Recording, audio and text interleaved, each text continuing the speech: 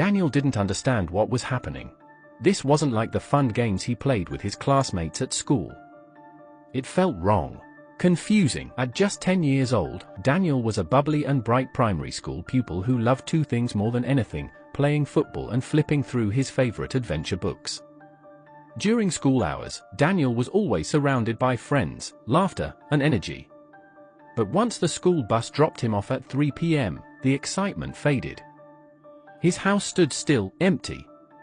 His parents, Mr. and Mrs. Onyu, owned a successful fabric store in the market and often worked long hours to provide for their only son. By 6 p.m., his mom would return home, but those 3 lonely hours felt like a lifetime to Daniel. One evening, unable to bear the silence anymore, he spoke up during dinner.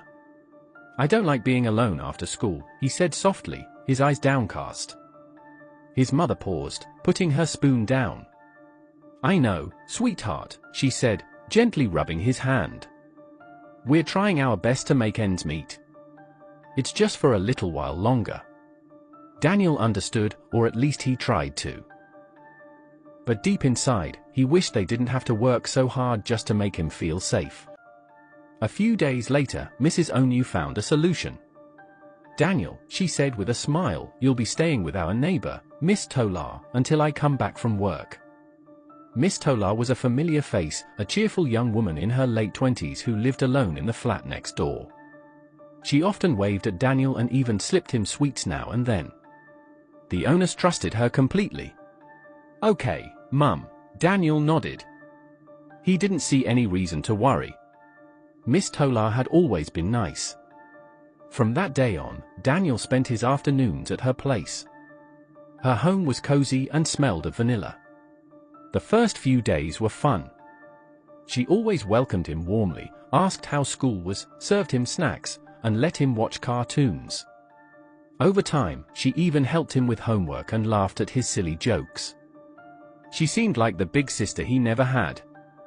One Friday afternoon, Miss Tola surprised him with a brand new football. "This is for you," she beamed.